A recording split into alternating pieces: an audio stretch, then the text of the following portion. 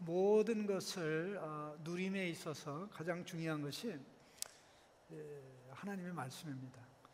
여러분, 밥 먹으세요 하면 기분 좋죠. 근데 말씀 읽으세요 하면 기분이 별로 안 좋은 것 같아요. 사실 하나님 말씀이 생명이거든요. 하나님 말씀 떠나니까 생명에서 떠나게 되죠. 하나님 말씀 떠나니까 하는 일마다 막혀요. 힘들어요. 인간 세계에 왜 고통과 아픔이 왔습니까? 하나님의 말씀을 떠났기 때문에 오는 거거든요. 근데 우리가 살아가는 세상은 문화와 문명이 만든 세상입니까? 하나님이 만든 세상입니까? 모든 기본 골격 틀은 하나님이 만들어 주신 거죠. 바람이 여러분의 말을 들어요, 안 들어요? 물이 여러분의 말을 들어요, 안 들어요? 바람으로 하여금 여러분의 말을 듣게 하거나 물로 하여금 여러분의 말을 듣게 하려면 뭘 해야 됩니까? 바람의 원리를 알아야 되고요, 물의 원리를 알아야 돼요. 근데 물의 원리는 물이 택한 거예요? 하나님이 그 원리를 만들어 주신 거예요? 하나님이 그 원리를 만들어 주신 겁니다. 바람도 마찬가지입니다. 그냥 그 원리를 알고 그 원리를 적용하면 비로소 바람을 활용할 수 있고 물을 이용할 수 있죠. 예? 나는 그 성부영신 예배를 마치고 10분 만에 제주도를 갔어요. 하나도 안 믿어. 10분 만에 제주도를 갔다니까요. 유튜브 영상을 보니까 이 마하 2.3으로 가는 전투기가 김포공항에서 출발해가지고 제주 국제공항까지 가는데 얼마나 걸리는 거야 이렇게 나왔는데 실제로 그렇게 하더라고요. 그래서 저 그냥 그렇게 들어가가지고 이게 얼마나 걸리냐 보니까 김포공항에서 출발해가지고 10분이 안 되니까 제주공항에 도착하더라고요. 근데 제주도 거의 다 가가지고 한 2분 정도 이게 착륙하려고 속도를 늦춘 건 2분이 그냥 날아가는 거 있죠.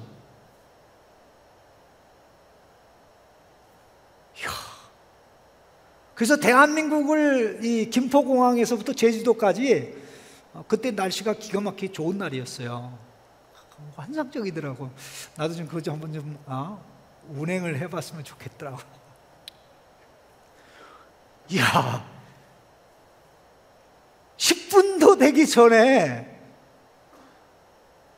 제주도로 가는 거예요. 네? 나는 그거로 영상을 본 거예요. 근데 그런 게 왜 가능하냐면 공기의 흐름의 원리가 있고 모든 것이 돌아가는 대기 흐름의 원리가 있는데 이 모든 그 원리들은 하나님의 말씀의 규칙에 따라 돌아가거든요. 그러면 가만히 생각해 보세요. 왜 창신교회 담임 목사가 말끝마다 하나님 말씀을 얘기하느냐? 우리가 알아야 되는 사람의 말과 하나님의 말씀은 차원이 달라요. 왜냐하면 예를 들어서 우리 그 재우 집사님이 있는데 재우 집사님을 알려면 재우 집사님에 대해서 분석을 해야 되겠죠. 분석을 아무리 분석해봐야 되죠. 재우 집사가 얘기해 주는 것만 못하죠. 그가 하는 얘기가 사실이고 진실이고 그가 얘기한 것을 검증해가지고 학교 어디 나오고 뭐하고 직장 어디고 누구하고 결혼하고 그러게 하면 어느 정도 이제 파악이 될 수가 있겠죠. 근데 그거로 끝이에요. 그러나 하나님의 말씀은 하나님을 알려줄 뿐만 아니라 하나님이 만든 세계를 알려주잖아요. 하나님이 만든 세계를 알려주는데 이 세계가 이렇고 저렇고 누가 수없이 많이 떠들고 얘기해 다녀도 그게 그 세계를 만드신 하나님이 말씀하고 안 맞으면 그게 뭐예요? 그게 거짓말이 되는 거예요. 제후 집사님에 대해서 아무리 많이 알아도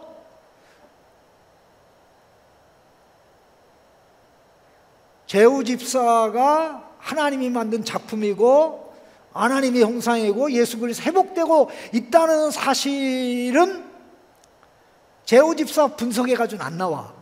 나와요, 안 나와요? 안 나오죠. 하나님 말씀으로 제후 집사를 볼 때 그게 가능한 거예요. 그냥 보세요. 하나님의 말씀으로 하나님을 알고 하나님의 말씀으로 나를 알고 또 하나님의 말씀으로 세계를 보는 거는 이게 번거로운 겁니까? 반드시 필요한 겁니까? 생존과 생명을 누리기 위해서 반드시 필요한 겁니다. 여러분 그거 기억하세요. 스토리라는 게 있어요. 스토리라는 거는 두 종류가 있는데 우리가 이거 뭐 잡다한 그 소설과 같은 그런 이야기를 얘기하는 것이 스토리를 얘기하는 거 가지고 모든 이야기 배우에 있는 마스터 스토리 혹은 그랜 스토리 혹은 메타 스토리, 어렵게는 이제 메타피직스라는 말을 하듯이 메타 스토리라고 얘기를 해요. 이게 모든 이야기를 만들어내는 공장과 같은 역할을 하는 게 이게 메가 스토리입니다. 메가 스토리인데 보세요. 스토리는 사건을 연결합니다. 사건을 연결하고요. 그 사건을 통해서 우리에게 알려주고 들려줘요. 그러면 우리는 그 스토리를 통해서 알고 그 스토리에 의해서 우리가 빚어져요. 그래서 공동체가 아름답게 만들어가기 위해서는 공유하는 이야기가 있어야 돼요. 회사가 공유하는 이야기가 있어야 되고 회사가 공유하는 이야기를 만들어내려면 그 이야기를 만들어낼 수 있는 큰 메가 스토리가 있는 거죠. 메가 스토리. 이걸 갖다 그랜 스토리, 메가 스토리라고 그랬는데 모든 철학, 문학, 역사 이 모든 것이고 다 그 후에 스토리가 있어요. 그 배후에. 그런데 중요한 건 하나님의 스토리가 있고 하나님의 스토리와 반대되는 안티 스토리가 있어요. 그럼 하나님이 이 나무와 풀에 대해서 얘기하는 것하고 사람이 나무와 풀에 대해서 얘기하는 것하고 누구의 말을 받아들여야 됩니까? 자연에 대해서 하나님을 부인하는 사람들이 얘기하는 것하고 하나님의 말씀을 받아들이는 사람이 얘기하는 것하고 어떤 얘기가 옳은 이야기예요? 가장 중요한 것은 사실에 부합하는 이야기가 옳은 이야기고 사실에 부합하는 얘기가 사실을 정확하게 이해하고 그 사실에 대해서 정확하게 반응하게 만들죠. 그러니까 하나님의 말씀이라는 것은 그저 내가 하나님 알려면 하나님 알아야 되는 그 정도가 아니라 세상의 모든 것이 보이고 보이지 않고 또 느껴지고 느껴지지 않든지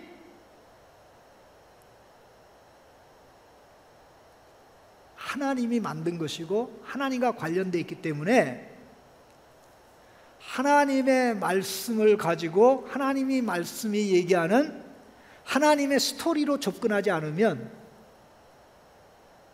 잘못된 이야기, 그것을 듣고 사람을 잘못 봐요. 자, 보세요. 사람은 하나님이 만든 게 아니고 단세포에서 출발해가지고 마지막에 원숭이의 단계를 거쳐서 호모 엘렉투스 이렇게 걸어다닌 단계에서 여기까지 이렇게 보잖아요. 이렇게 보니까 결국 사람은 원초적인 목적이 있어요, 없어요? 없어요. 목적이 없어요. 우연의 산물이에요. 네, 우연의 산물이에요. 그러니까 결과적으로 어떻게 되냐면 그 사상에 빠져 있는 사람들은 결국은 인간의 허무함과 허탄함에 빠지게 돼버려요. 하나님께서 인간을 만들 때 하나님과 교제하도록 만들었어요. 하나님을 우리 중심에 두고 살도록 만들었어요. 그러니까 하나님을 우리 중심에 두고 살든가 아니면 하나님을 제거하고 다른 거를 중심에 두고 살든가 하는데, 이 하나님을 뭐 이렇게 쉽게 얘기하면 이렇게 얘기해 봅시다. 이 결혼의 은사 받은 사람의 얘기입니다. 결혼의 은사를 받은 사람은 결혼 안 하면 배긴다 못 배긴다? 뭐 결혼 안 해서 몰라. 결혼의 은사를 받은 사람은 결혼 안 하면 못 배기는데요. 자, 근데 결혼을 했어요. 근데 배우자가 마음에 안 들어. 바꿔요, 안 바꿔요? 바꿔요, 안 바꿔요? 바꾸기도 하고 못 바꾸기도 해요. 근데 바꾸는데 자유로운 사람은 누굽니까? 결혼에 관한 하나님의 말씀을 거부하는 자죠. 결혼이 하나님에게서 왔다는 걸 거부하면 얼마든지 바꿀 수 있겠죠. 예? 계속 바꿔요. 마음에 안 든다. 또 바꿔요. 어떤 사람도 그래요. 뭐 당신이 중요하지만 당신만 여자가 아니라 또 여자가 있으니까 한 명 정도 허락해달라. 또 하나님도 허락해. 이런 인간들이 있다니까. 그 왜 그래? 그들로 하여금 생각하고 결정하게 하는 사상이 다른데 그 사상을 뒷받침하는 게 스토리예요. 그 스토리가 하나님의 말씀과 같이 가는 것이냐, 하나님 말씀에서 나왔느냐, 아니면 하나님의 말씀을 거역하는 것에서 나왔느냐, 둘 중에 하나거든요. 그러면 하는 모든 것마다 다 부대껴요. 왜? 세상의 모든 것들은 다 하나님의 작품이고 하나님 말씀의 원리에 따라서 돌아가요. 자연도 그렇고 풀도 그렇고, 예를 들어서 이 풀한테 나무한테 백신 맞지 않은 것들은 너네들 뭐 못 먹는다 뭐 그렇게 얘기한다고 국가가 명령한다고 그러면 그 풀이나 나무들이 순종해요? 순종 안 해요? 순종 안 해요. 왜? 국가는 나무와 풀들에 대해서 그렇게 할 권한이 없어요. 그러나 하나님은 나무와 풀들을 만들고 그들의 경계 영역을, 존재 영역을 주셨기 때문에 그 안에서 움직여야 되죠. 그 안에서 움직이지 않으면 어떻게 돼요? 계절의 변화에, 온도의 변화에 순응하지 않으면 나무와 풀이 어떻게 돼요? 죽어요, 죽어. 순응하는 게 생명이에요. 그러니까 이 원리가 하나님 말씀의 원리라는 게 이렇다는 것입니다. 자, 보십시오. 사람이 하나님에게서 떠남으로 인해서, 하나님 말씀을 떠남으로 인해서 사망이 들어오고, 그 사망은 자꾸만 하나님을 대적하고 거역하게 만듭니다. 신앙생활의 핵심은 뭐냐면요, 하나님의 말씀을 내 인생의 메가 스토리로 받아들이는 데 있습니다. 하나님의 말씀을 받아들이면 그 말씀이 나를 빚어요. 왜? 그 말씀을 가지고 하나님을 보니까 하나님에 대한 이해가 바로 되죠. 그 말씀을 가지고 나를 보니까 하나님이 이해하는 유상섭을 내가 바로 이해하는 거죠. 하나님이 만들고 이끌어가는 자연을 내가 이해하고 받아들이니까 모든 게 다 어떻게 되는 거예요? 일사불란하게 통일성 있게 나가는 거예요. 어떤 이야기라는 것은 이야기로 끝나는 게 아니라 그게 우리의 인생이고 우리를 만들어가고 우리를 빚어가고 하는데, 좋게 빚어갈 수도 있고 나쁘게 빚어갈 수도 있는 것입니다. 우리는 성경에서 예수님을 보는 가운데 가장 놀라는 것이 무엇입니까? 예수님은 하나님 말씀이죠. 예수님은 하나님 말씀이니까 하나님의 뜻대로만 행하죠. 근데 하나님의 뜻대로 행하고 뜻대로 말하고 뜻대로 일을 하는 그것이 예수님의 인생이고 예수님의 기쁨이고 예수님의 즐거움이고 가장 예수님다운 거죠. 말씀이 말씀다운데, 말씀이 말씀다운 것이 가장 아름다운 것인데, 예수님은 하나님 말씀이니까, 아들로서 하나님 말씀이니까 아버지의 뜻이, 아버지의 생각이, 아버지의 감정이 전부 자기 것이 되는 거죠. 그런데 예수님은 그거로 끝나는 것이 아니라 예수님을 우리가 받아들여서 예수님이 가는 그 길로 우리가 가기를 원하셨던 거예요. 3년 동안 예수님이 제자들을 가르치면서 가장 답답했던 게 뭡니까? 하나님의 말씀이 계속 겉도는 거예요. 야, 그렇게 머리가 안 좋아도 그렇게 안 좋을 수가 있나? 예수님 잘 가르쳤습니까? 유상선 목사보다 잘 가르칩니까? 못 가르칩니까? 당연히 잘 가르치죠. 비교하면 예수님이 섭섭할 정도고. 그럼 예수님이 더 잘 보여주셨습니까? 좀 형편없이 보여주셨습니까? 잘 보여주셨대요. 가르치는 거나 보여주시는 거나 그야말로 완전하게. 그런데 계속 제자들이 겉돌잖아요. 말씀이 겉도니까 변화가 됩니까? 안 됩니까? 변화가 안 되잖아요. 변화가 안 되잖아요. 그래서 오순절 날에 성령이 임했어요. 말씀이 꽂히기 시작한 겁니다. 말씀이 그들 속에 중심에 서기를 시작한 겁니다. 아무리 수백 번, 수천 번 말씀을 들었는데 계속 겉돌았는데 오순절 날에 예수님께서 보내신 성령에 임하면서부터 이게 모든 게 3년 동안 배운 게 총정리 딱 된 거예요. 예수님이 하나님의 모든 말씀을 다 이루셨구나. 예수님이 인류의 소망을 이루고 인류의 불행으로 나가는 길을 중단시키고 하나님이 원래 계획했던 그 길로 가도록 방향을 트셨구나. 그렇게 된 겁니다. 그러니까 예수님이 하셨던, 또 자기들은 예수님이 미쳤다고 봤는데 십자가 부활에 대해서 얘기할 때 미쳤다고 그랬지 않습니까? 미쳤다고 봤는데 그 예수님처럼 미친 사람들이 된 거예요.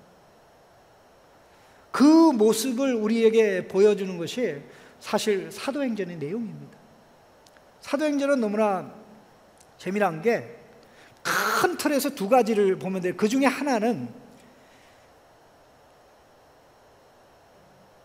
예수 믿는 사람이 늘어난다는 거죠. 늘어난다는 거죠. 어디 가든지 예수님 이야기만 하면 사람들이 변해요. 어디 가든지 예수님을 사도들이 얘기하고 복음의 증인들이 얘기하면 예수 믿겠다는 사람들이 일어나요. 예수 믿겠다는 사람들이 예루살렘에서 일어나고 사마리아에서 일어나고 가이사라에서 일어나고 이제 로마, 그러니까 이스라엘을 통치할 때 이제 수도 역할을 한 것이 이제 가이사라 지역인데요. 해변 도시인데요. 그 다음에 안디옥에서도 일어나고 고린도에서도 일어나고 빌립보에서도 일어나고 베레아에서도 일어나고 다 똑같은 일이 일어난단 말이죠. 놀라지 않습니까? 뭐 호랑이를 얘기해도 호랑이를 온다는데 호랑이 와가지고 우리에게 도움될 건 하나도 없어요. 그런데 예수님 이야기를 하니까 예수님의 성령의 역사에서 사람들이 바뀌어요. 사람들이 변화돼요. 자, 그게 뭡니까? 그게 하나님 나라 운동이고 그게 하나님 나라의 역사인데 우리는 그것을 가르쳐서 하나님의 말씀이 흥황했다라고 얘기하는 것입니다. 그냥 예수 믿는 사람이 많아지는 그것하고 말씀으로 인해서 예수 믿게 되고 말씀으로 성장하고 말씀으로 예수님의 삶을 살아가는 이것은 차이가 많이 있습니다. 초대교회는 이 부분에 있어서 껍데기가 그렇게 많지 않았어요. 왜? 예수 믿는 자가 누구냐라고 그럴 때 제일 첫 번째 얘기하는 게 뭐냐면 하나님의 말씀을 받아들인 사람. 예수 믿는 자가 누구냐? 하나님의 말씀을 받아들인 사람. 자, 이 구절을 좀 잠깐 봤으면 좋겠는데요. 이 베드로를 비롯해서 사도들이 오순절에 성령 받고 각 나라 15개 나라의 언어로 말을 했어요. 그러니까 미쳤다고 그랬어요. 술 취했다고 그랬어요. 그럴 때 베드로가 설명을 하면서 여러분들이 예수님을 십자가에 잡아 죽였는데 하나님께서 그분을 살려서 지금 하나님 보좌 우편에 왕으로 세우셨고, 왕으로 즉위하신 예수님이 성령을 보내주셔서 오늘 우리가 이렇게 여러분의 언어로 예수님을 얘기하는 겁니다. 여러분들 돌이키세요. 예수님을 배척한 것은 큰 실수하고 잘못한 겁니다. 그렇게 이야기하니까 난리가 났어요. 자, 2장 41절을 보시죠. 2장 41절 아마 화면에 준비됐을 겁니다. 같이 읽어보겠습니다. 뭐라고 그럽니까? 그 말씀을 받은 사람들은, 그 말씀 받은 사람들이 세례 받았는데 그게 3,000명이에요. 그래서 그날 3,000명이 예수 믿어가지고 초대교회 예루살렘 교회가 일순간에 몇 명 교회인이 된 거예요? 3,120명의 교인이 된 거예요. 자, 우리 3장에는 어떤 일이 일어납니까? 3장에는 무슨 일이 일어나냐면 태어나면서부터 걷지 못한 사람이 성전에서 구걸하다가 베드로를 만나죠. 요한을 만나죠. 베드로와 요한이 돈을 던져주지 않았어요. 예수님의 이름으로 걸으라 그랬어요. 근데 일어나 걸었죠. 난리가 났어요. 그때 또 베드로와 요한이 어떻게 합니까? 우리의 경건이 이 사람을 걷겠다고 생각하지 마라. 우리는 당신과 똑같다. 여러분이 십자가에 죽인 예수님을 하나님이 살렸고 그 예수님이 이 사람을 여러분이 보는 것처럼 건강하게 살린 겁니다. 그런데 중요한 사실은 그 예수님이 지금 우리를 통해서 여러분을 만나고 계시고 여러분에게 얘기하고 있습니다. 여러분을 변화시키기 위해서 지금 여기 계십니다. 이렇게 얘기할 때 4,000명이 5,000명이 되는 사람들이 예수님을 영접했어요. 4장 여러분 기록을 보십시다. 4장에 4장 4절입니다. 4장 4절 뭐라고 되어 있죠? 말씀을 들은 사람 중에 믿는 자가 많으니 남자의 수가 약 5,000명이 되더라. 여기 말씀이라고 되는데 그 말씀이에요. 그 말씀. 그 말씀을 들은 사람 중에 많은 사람들이 믿었는데 그 숫자가 남자만 5,000명이라는 겁니다. 물론 여자도 포함되면 굉장히 숫자가 많겠죠. 그러니까 예수 믿는 건 뭐예요? 예수 믿음의 시작에 하나님 선포된 말씀을 받는 겁니다. 그럼 선포된 말씀의 중심에, 가르쳐진 말씀의 중심에 누가 계신 겁니까? 예수님이 계시죠. 이거는 예루살렘 교회만이 아니라 모든 교회가 똑같아요. 사마리아 교회를 보십시다. 사마리아 교회 8장 14절. 사마리아 교회 8장 14절에 나옵니다. 자, 화면에 준비되어 있습니다. 같이 읽어보겠습니다. 자, 예루살렘에 있는 사도들이 사마리아도 하나님의 말씀을 받았다 함을 듣고, 보십시오. 사마리아도 하나님의 말씀을 받았다. 빌립이 가서 사마리아에 가서 뭘 한 거예요? 예수님을 증거한 거예요. 예수님을 선포한 거예요. 하나님의 모든 약속을 성취하고 제 문제를 해결하고 하나님 앞에 설 수 있는 그 예수님이 얘기한 게 하나님의 말씀이지요. 그러면 최초의 이방인이 예수 믿은 것을 어떻게 묘사할까? 11장 11절 111 11장 11절 같이 읽어보겠습니다. 시작. 유대에 있는 사도들과 형제들이 이방인들도 하나님의 말씀을 받았다함을 들었더니, 똑같아요. 안디옥 교회 11장에도 그렇고 빌립보 교회도 그렇고 데살로니가 교회도 그렇고 베레아 교회도 그렇고 다 똑같아요. 말씀을 받는다는 이게 신앙의 시작이에요. 그럼 이것으로 신앙이 시작한다는 것은 결국 뭡니까? 말씀을 통해서 생명을 받아서 예수 믿기 시작하는데 이 생명을 어떻게 자라겠습니까? 이 생명 어떻게 자라겠습니까? 말씀을 계속 받아들임으로 자라겠죠. 그러니까 어떻게 됩니까? 말씀이 내 인생을 바꿨습니다. 말씀이 나에게 하나님의 생명을 주었습니다. 그래서 나는 이 생명을 누리기를 원하고 이 생명이 자라기를 원합니다. 그렇게 해서 하나님 말씀에 관심 없다가 하나님 말씀을 제껴놓고 살다가 뭐 하기 시작합니까? 말씀을 배우기 시작하죠. 이게 예루살렘 교회예요. 자, 그러니까 사도들은 목숨 걸고 말씀을 가르치죠. 그들이 모였다면 하는 게 하나님 말씀을 배우는 겁니다. 2장 42절 보실까요? 2장 42절 뭐라고 되어 있습니까? 그들의 네 가지 활동이 나오는데 그들이 사도들의 가르침을 받아 서로 교제하고 떡을 떼며 오로지 기도하기 심쓰니라.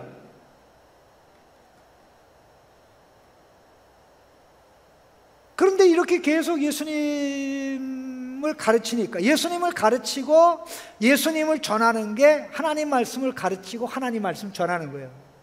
하나님 말씀 뒷다 얘기해놓고 예수님 빼 하나님 말씀 얘기한다 그래요. 대단 맨 마지막에 가서 그런데 마리아를 얘기하면 그건 하나님 말씀이 아니에요. 하나님 말씀이 아니에요. 결론이 예수님이어야 하나님 말씀이지. 결론이 사람이면 그게 하나님의 말씀일 수가 없는 겁니다. 종교 지도자들이 얼마나 스트레스 받는지 몰라요. 그래서 사도들을 가둡니다. 경고를 해요. 근데 천사들이 와가지고 풀어주면서 가서 말씀 가르치라는 게 백성들에게. 그게 5장의 내용입니다. 참. 그러니까는 그 말씀을 백성 가운데 아침부터 가르치고 있는데 보세요. 사도들은 목숨 걸고 말씀 가르치고 또 교인들은 뭐예요? 목숨 걸고 뭘 배워요? 말씀을 배우죠. 왜? 말씀 안에서만 예수님 만날 수 있고 말씀을 통해서만 예수님 만날 수 있고 말씀 안에서 말씀을 통해서 성령의 역사로 예수님을 알고 누리게 되니까 그렇게 된 겁니다. 그러니까 그들은 사도들은 열심히 배우고 또 성도들은 열심히 배워나가는데 종교 지도자들이 이걸 막은 거예요. 감옥에 집어넣었어요. 천사가 풀어놨어요. 그게 또 나와서 또 가르쳐요. 그러니까 이 성전 경찰을 다 투입을 해가지고 말씀을 가르치고 있는 제자들을 전부 다 임의 동행의 형식으로 다 끌고 간 거예요. 대법원으로. 오늘날로 얘기하면 대법원으로. 사내들이니 대법원과 같은 기능을 하거든요. 끌고 와가지고 즉석 재판에 세워버린 거예요. 이놈들 때문에, 이 무식한 놈 때문에 예루살렘이 시끄럽다고. 예루살렘을 예수님의 가르침으로 가득 채워서 우리가 골치 아프니까 지난번에 우리가 훈방 조치하면서 예수 이름으로 말도 하지 말고 가르치지 말라고 그랬는데 너희들 왜 이렇게 하냐? 그렇게 얘기하면서 세게 매질을 하면서 그대로 풀어줬습니다. 그럼에도 불구하고 사도들은 슬퍼하고 그런 것이 아니라 기쁘고 웃으면서 매우듯 터진 거 있죠. 자, 5장 41절 보십시다. 5장 41절. 40절에 보면 그들이 옳게 여겨 사도들을 불러들여 채찍질하며 예수의 이름으로 말하는 것을 금하고 놓으니 사도들은 그 이름을 위하여 능력받는 일에 합당한 자로 여김을 기뻐하면서 공회 앞에 떠나가니라. 그리고는 와서 뭐합니까? 성전에 있든지 집에 있든지 예수는 그리스도라고 가르치고 전도하기를 멈추지 않았다.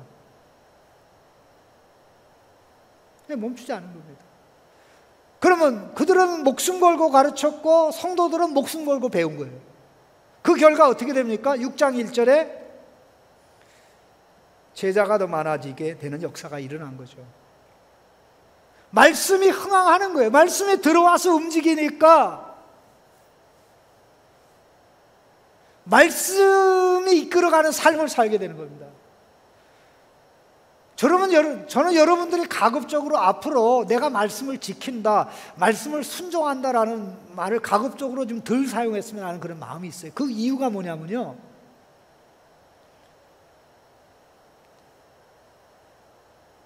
우리가 하나님의 말씀을 지킨다는 게 이게 급에 안 맞아요. 자, 부모의 말이 아들을 지켜요? 아들이 부모의 말을 지켜요? 사실 부모의 말이 아들을 지키는 거거든요. 자식을 지키는 거거든요. 하나님 말씀이 우리를 지키는 거지. 우리는 그 말씀 안에 머무는 거죠. 맞습니까? 말씀 안에, 말씀의 울타리 안에, 말씀의 지혜 안에, 말씀의 능력 안에 머무니까 거기서 지혜를 체험하고, 거기서 능력을 체험하고, 거기서 전략을 체험하고, 거기서 과연 하나님의 말씀은 하나님의 지혜로다, 하나님의 말씀은 하나님의 능력이로다, 하나님의 말씀은 하나님의 전략이로다, 이걸 그 길로 가봐야 체험하고 경험하고 알 수 있는 거거든요. 그런데 그거를 누가 잘해야 됩니까? 우리가 해야 되잖아요. 처음에 들어올 때는 힘들어요. 처음에는 힘들어요. 여기 이 7절 말씀에 하나님의 말씀이 점점 왕성하여라는 표현이 나옵니다. 이 단어를 우리가 주목할 필요가 있는데요. 이 단어는 사도행전에서 이제 12장 24절에도 나옵니다. 근데 번역은 다르게 나옵니다. 사도행전 12장 24절에는 하나님의 말씀이 흥황하여 더하더라 이렇게 나오고요. 그 다음에 19장 20절에 보면 이와 같이 주의 말씀이 힘이 있어 흥황하여 세력을 얻으니라. 똑같은 단어가 이제 다르게 번역됐는데 이 단어가 뭐냐면요, 아욱사노라는 단어입니다. 아욱사노라는 단어인데 예수님이 하나님 나라의 비유를 얘기할 때 사용한 단어예요. 그게 중요합니다. 예수님이 하나님 나라의 비유를 얘기할 때 사용한 단어인데 그 중에 첫 번째가 뭐냐면 이 겨자씨 비유를 얘기할 때 예수님이 이 단어를 쓰셨어요. 겨자씨는 세상의 모든 씨 가운데 가장 작은 씨로 돼 이것이 땅에 떨어져서 엄청나게 큰 나무로 자랐다. 하나님의 말씀이 아무것도 아닌 것 같은데 여러분 보세요. 받아들일 때는 하나님의 말씀을 받아들일 건가? 하나님의 말씀을 받아들이고 회사에서 불이익당할 건가? 하나님의 말씀을 받아들이고 핍박을 받을 건가? 핍박을 물리치기 위해서 하나님 말씀 외쳐할 거야. 이게 처음에는 굉장히 큰 문제거든요. 작은 문제가 아니에요. 처음에 말씀을 받아들일 때는 하나님 말씀의 지혜와 능력에 대한 경험과 체험이 크지 않으니까 약간 도박을 해야 되거든요. 위험이 있는 겁니다. 왜? 경험해보지 않은 것에 대해서는 위험한 거거든요. 왜 여러분들이 어렸을 때 새로운 음식 주면 목숨 걸고 안 먹겠다고 울었어요? 네? 왜 새로운 음식 주면 독약이라고 생각하고 왜 울었냐 말이요. 먹어보지 않았기 때문에 그렇거든요. 나중에 먹어보고 나서는 이거 맛있네. 계속 그것만 찾잖아요. 그래서 균형 있는 다이어트를 위해서 또 엄마가 안 주잖아. 하나님의 말씀의 경험이 적은 사람은 계속해서 어려움이 있어요. 그러나 그 말씀을 받아들이고 그 길로 가보니까 이게 지혜네, 그 길로 가보니까 마음이 평안하네, 그 길로 가보니까 하나님이 책임지네, 이렇게 되는데 이게 처음에는 가장 미약한데 시간이 가면서 하나님의 말씀이 이끌어간다는 거죠. 또 하나, 예수님이 이 단어를 어느 비유에서 쓰셨냐면 씨 뿌리는 자의 비유에서 사용하셨습니다. 씨 뿌리는 자의 비유에서 사용할 때 그냥 사용한 게 아니라 네 밭 중에 열매 맺는 한 밭에만 이 단어를 쓰셨어요. 자, 네 종류의 밭 다 알죠? 이거 모르면 간첩이다. 네 종류는 네 종류의 마음밭을 얘기한다고 그랬습니까? 네 종류의 이해를 얘기한다고 그랬습니까? 창신교회에서는 네 종류의 마음밭으로 이해하지 않고 네 종류의 이해로 얘기한다고 그랬죠. 창신교회가 그런 게 아니라 원래 성경이 그렇게 얘기를 했는데 다 오해를 한 거예요. 그러면 옥토밭은 뭘 가르칩니까? 말씀을 제대로 이해하고 하나님의 관점에서 하나님의 시각으로 이해하고 인격적으로 받아들인 걸 말해요. 그러면 시간이 지나면서 이 말씀이 30배, 60배, 100배의 폭발적 열매를 맺는 거죠. 처음에 말씀을 받을 때는 내가 받기 때문에 위험이 있어요. 어떻게 보면 도박도 해야 돼요. 아, 나 이거 받아들이고 망할 수도 있어. 회사에서 잘릴 수도 있어. 내가 이거 얘기하다가 정말 내가 나쁘게 볼 수도 있어. 그런 도박이 있지만 막상 그 길로 가면 참 지난번에 그거는 기우였네. 나 앞으로 하나님의 말씀 더 택해야지. 그렇게 돼서 어떻게 됩니까? 하나님의 말씀이 흥황하는 거죠. 하나님의 말씀이 내 생각을 사로잡고 내 감정을 사로잡고 내 마음을 사로잡고 손발의 행동을 사로잡으니까 내가 보는 것도 하나님의 눈으로 말씀으로 보게 되고 내가 마음에 사모하는 것도 말씀에 비추어서 버릴 거 버리고 칙할 거 택하게 되죠. 그리고 내가 하는 모든 것도 어떻게 됩니까? 하나님의 말씀에 맞춰서 하게 되죠. 그러게 어떻게 됩니까? 하나님 나라의 열매가 생활 속에 드러나고 나타나는 거죠. 그러니까 우리를 보는 사람이 어떻게 되는 겁니까? 쟤 바뀌었네, 쟤 변했네, 저 예수님처럼 됐네, 이렇게 되는 겁니다. 초대교회가 아름다운 게요, 예수 믿으면 예수님 닮는 사람들이 많았어요. 그 이유가 뭐냐면 초대교회에 공식이 하나 있는데 두 번째 공식이 예수 믿는 자 예수 닮는다는 게 두 번째 공식이에요. 그런데 이걸 가능하게 하는 게 뭐냐면 첫 번째 공식인데 그 첫 번째 공식이 뭐냐면 예수 믿는 사람 제자, 예수 믿는 사람 제자, 예수 믿는 사람보다 제자다. 예수 믿는 사람은 제자다. 그러면 제자의 기본기는 뭐예요? 배우자. 배우는 게 기본이잖아요. 배워서 배운 대로 흉내내는 거죠. 배워서 배운 대로 흉내내는 거죠. 골프 황제 우주가 자기 아들 데리고 나가서 아들이 스윙하고 그러는데 쟤 아빠 닮았다는 거 아닙니까? 모든 게 다 아빠에서 온 거 아니에요. 아빠가 하는 대로 가르쳐주는데 배운 거 아니에요. 그 아빠의 골프 제자죠. 그 예수님의 말씀을 배워서 살아가니까 예수님의 당당함이, 예수님의 지혜와 예수님의 능력이 드러나고 나타나게 되는 거죠. 여러분 한번 물어봅시다. 종교 지도자들이 더 똑똑했습니까? 예수님의 제자들이 더 똑똑했습니까? 왜 대답을 안 해요? IQ로 얘기하면 예수님의 제자들이 더 똑똑했습니까? 종교 지도자들이 더 똑똑했습니까? 사실 종교 지도자들이 말수 더 똑똑했어요. 그런데 예수님의 제자 훈련을 받은 제자들이요, 예수님의 탁월함을 가지게 됐어요. 그러나 예수님의 제자들을 종교 지도자들이 당연하지를 못했어요. 말씀이 그들 속에 왕성한, 그들 속에 흥황한, 제자들 속에 흥황한 하나님의 말씀이 그들의 눈이 되고 시각이 되고 감각이 되고 의식이 되고 담대함이 되니까 종교지도 감당을 못한 거예요. 하나님의 말씀이요, 머물러 가지고 있어가면 이거 변화가 안 일어납니다. 이 내려가야 돼요. 말씀으로 빚어져야 돼요.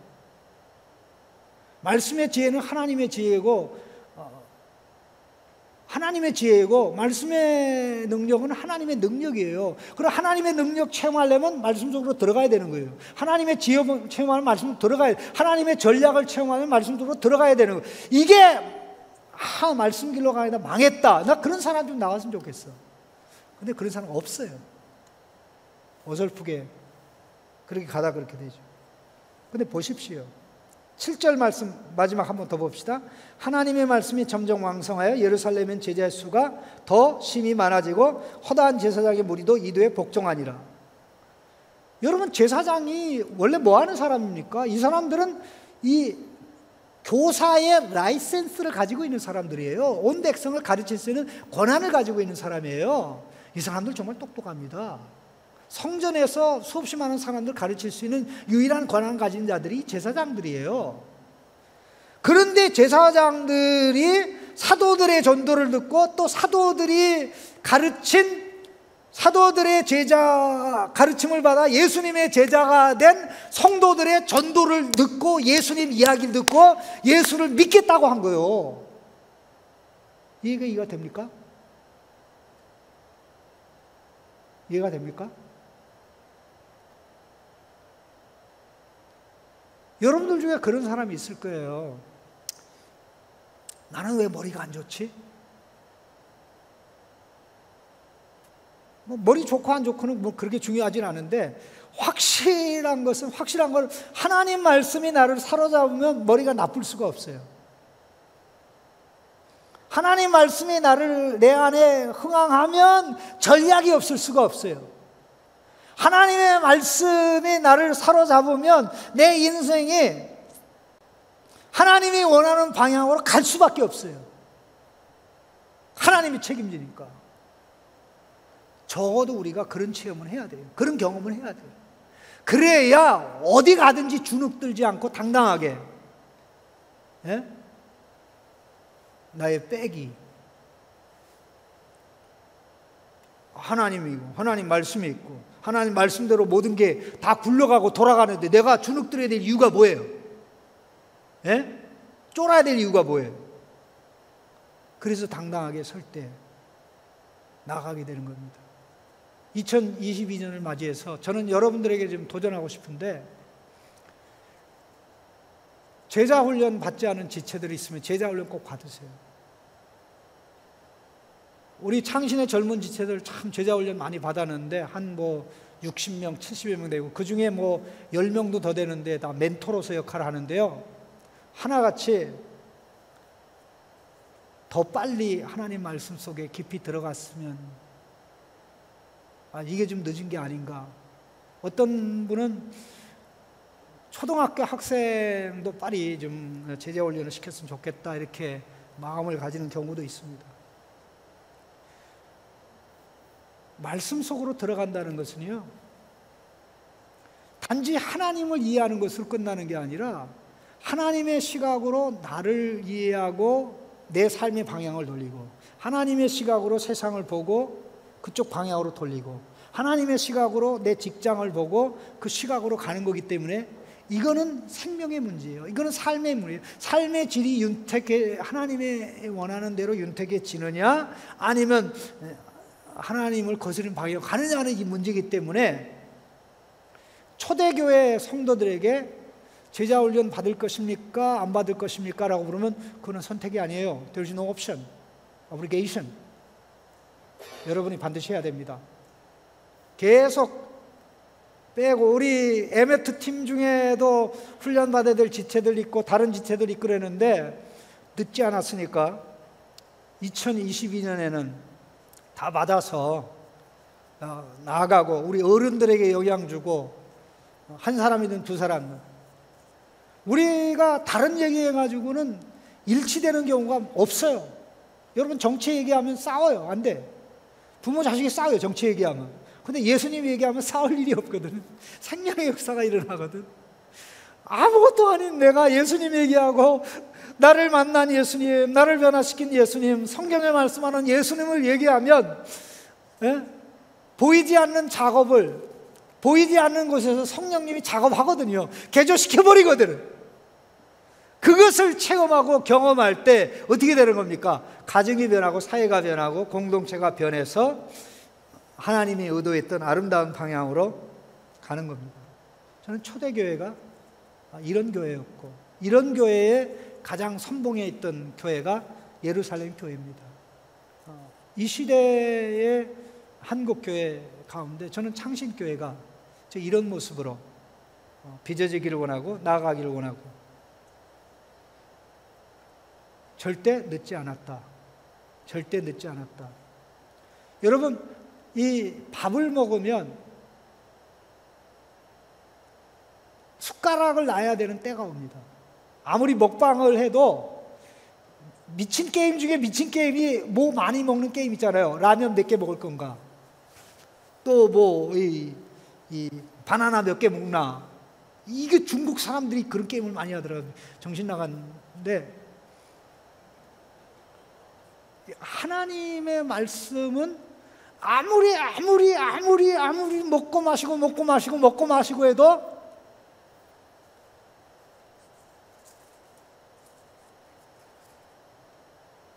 물려요, 안 물려요? 해봤어야지. 한번 해보세요. 그렇게 해가지고 물리는 사람이 있으면 내가 변상해 줄게. 기도하겠습니다.